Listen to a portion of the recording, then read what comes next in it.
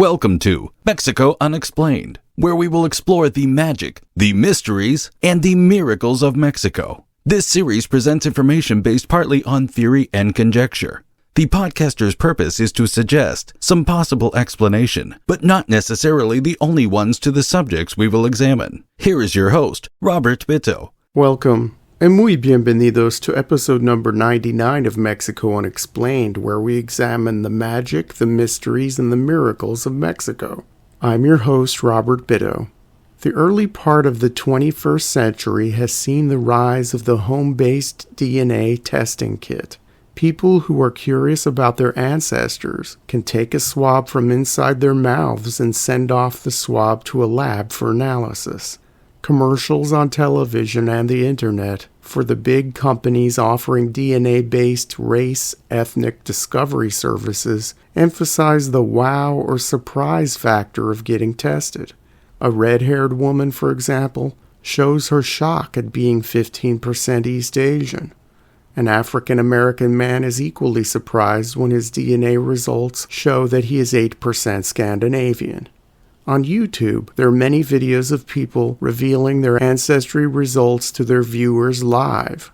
A curious amount of Mexican Americans in this space express a universal surprise that part of their DNA indicates sub-Saharan African origins. For many years, the idea of what it meant to be Mexican has rested on the idea of mestizaje, or the blend of blood and culture of the Spanish conquerors with the indigenous or Native American population. La raza cósmica, or simply la raza, a term used by many Mexicans and Mexican Americans alike, is usually used to describe the blending of Spanish and Indian to create a new ethnicity entirely, a separate and distinct identity. What is often left out of this blend are cultural and genetic influences from Africa, and hence the surprise expressed in the YouTube videos from DNA test result recipients. Not many people are aware that on average, Mexicans have 4% African blood in them, and less is known about African contributions to Mexican culture and history. When the topic of African influence in Mexico comes up, it is often mentioned that any sort of blackness has been washed out or has blended in to the national culture and gene pool, and historically little attention has been given to it. As individuals and communities of people with predominantly African heritage in Mexico make themselves more widely known to others, there has been a growing awareness of Africa's continuing contribution to the nation of Mexico and the idea of Mexicanness.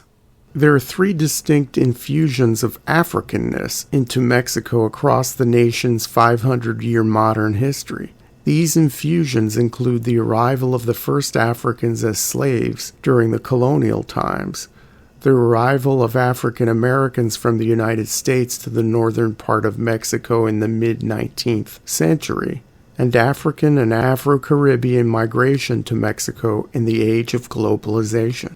The first people of African origin in Mexico were those black slaves and freemen who accompanied and fought alongside the first Spanish conquistadores in the New World.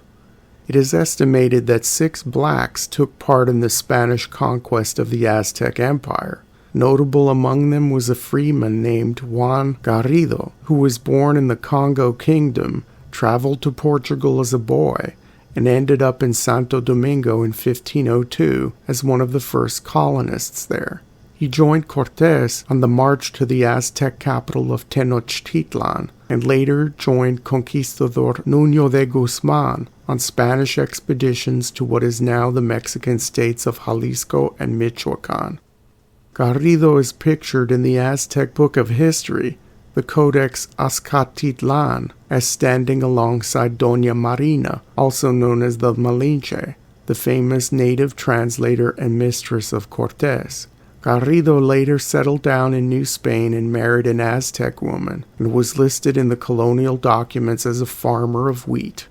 One of the first people to explore the northern modern-day Mexican state of Chihuahua, and what is now known as the American Southwest, was a black man named Estebanico, who was part of the earlier Narvaez expedition of Florida and the North American Gulf Coast.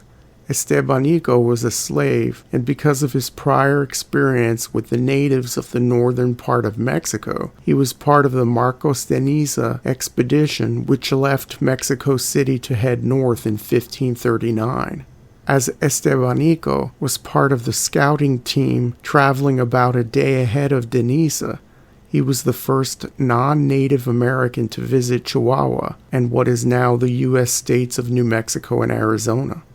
The first community of freed blacks in the Americas was founded in Mexico in 1608.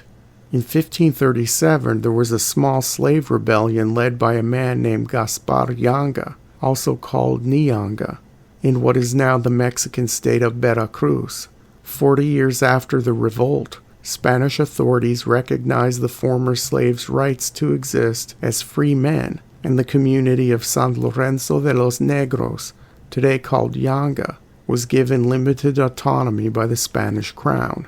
Famous examples aside, Africans began arriving in Mexico in great numbers as slaves in the early 1500s, only a few decades after the Spanish conquest of the Aztec Empire.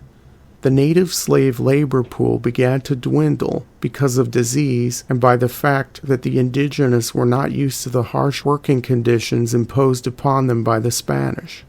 As the captive labor force diminished, King Charles V of Spain allowed slaves to be imported into the Spanish territories in the New World. Portugal had controlled the African slave trade throughout most of the 16th century, and most slaves came from West Africa. Initially, African labor was brought to the plantations of the West Indies. Black slaves began arriving in greater numbers in Mexico starting in the 1580s, mostly to work the plantations in Mexico's tropical areas, to work in the ever-growing silver mines, and to be put to use in the textile industry. Sometimes slaves came directly from Africa, but also many came from the Caribbean territories. There were two main types of classifications for African slaves in colonial Mexico, retintos and amulatados. The first group were swarthier and had a physical build for hard labor. The second group were of slighter build and sometimes with lighter skin, and were generally used as house servants or to perform various menial tasks. In the 1500s and 1600s, a slave usually sold for around 400 pesos. Mexico never developed into a slave-based plantation society as the U.S. South did, and by the 1640s the importation of African slaves had ceased. Mining had declined by this time, and cheaper textiles began to be imported from England. Many Spanish slave owners in colonial Mexico had children with female slaves, and those children became a new class of people collectively known as mulatto. In the colonial caste system, those with one black and one indigenous parent were called sambos. In general, black people were seen as the other in this period of Mexican history, something exotic and alien. In the records of the Spanish Inquisition in Mexico City, there is an overrepresentation of people of African birth and African descent being tried for sexual dereliction and witchcraft. As many black people in this time period held on to vestiges of their African religious beliefs, there were quite a few people who were accused of being sorcerers and witches. There is even a famous legend of a woman known as La Mulata de Córdoba, which exists in Mexico to this day. A black woman who was jailed for practicing witchcraft in Veracruz asked her jailer for a piece of charcoal so she could pass the time drawing pictures in her jail cell. According to the legend, she drew a picture of a ship, recited a magical incantation, and then jumped into the picture, thus escaping jail. During the colonial period, it is unknown how many Africans and Afro-Caribbean people were imported to Mexico as slaves, but estimates reach as high as 200,000. As mentioned earlier, this importation pretty much ceased by the mid-1600s, and the practice of slavery in Mexico, which was seen as somewhat anachronistic by the late 1700s, was abolished by the new nation of Mexico in 1829. A second migration to Mexico of people of African descent began almost immediately after the country achieved its independence. As Mexico outlawed slavery in 1829, escaping to Mexico became an objective of many enslaved African Americans wishing to flee the peculiar institution. The trickle across the Rio Grande grew larger with time.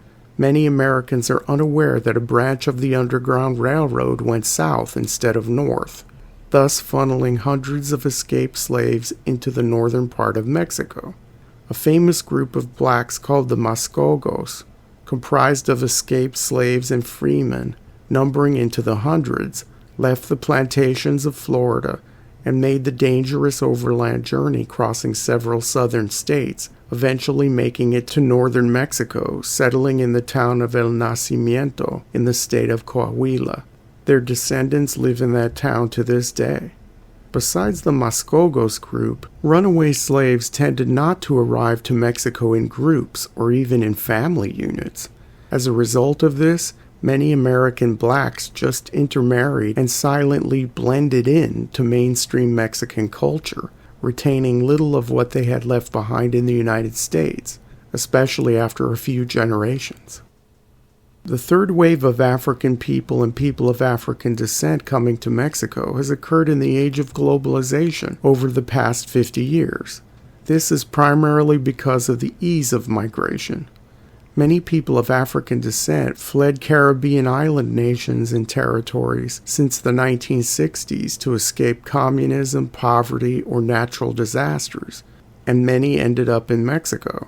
Although not a country known for taking in mass numbers of African refugees, Mexico has harbored some people escaping brutal conditions in Africa. With ease of travel in the modern age, African and African descendants from outside the mother continent have ended up in Mexico for a variety of reasons. A notable Afro-Mexican from the Age of Globalization group is the only Mexican woman ever to have won an Academy Award. Lupita Nyong'o won an Oscar for Best Supporting Actress for her role in the movie 12 Years a Slave. Named for the Virgin of Guadalupe, Nyong'o was born of Kenyan parents in Mexico City in 1983. She moved to Kenya as a small child, but returned to Mexico at the age of 16, living in Tasco, Guerrero. She retains dual Mexican and Kenyan citizenship and is fluent in Spanish, English, the language of her Kenyan family called Luo, and the East African lingua franca, Swahili. As the people from this third wave have not arrived in large groups, there are no neighborhoods or specific areas of the country in which Africans have congregated. There is no expat African barrio in Mexico City, for example. It is often assumed, even by the Mexicans themselves, when a black person is spotted in a major city, that the person is a recent arrival or guest worker from Africa, the U.S., or the Caribbean. Unknown to many modern-day Mexicans, many descendants from the first colonial wave of Africans continue to live in intact black communities in parts of the former plantation areas of Veracruz and in the Pacific coastal areas of Guerrero and Oaxaca. The latter Pacific area is known as the Costa Chica, or Small Coast in English. There has been no mass migration out of these areas to major Mexican cities. While African DNA is evident in the people inhabiting the small towns of these locations, the old African culture has been preserved only in small pieces in things like food, music, dance, and clothing. Outside these mostly remote areas where people of high percentage of African heritage currently live, what influence has historic Africanness had on Mexican national culture?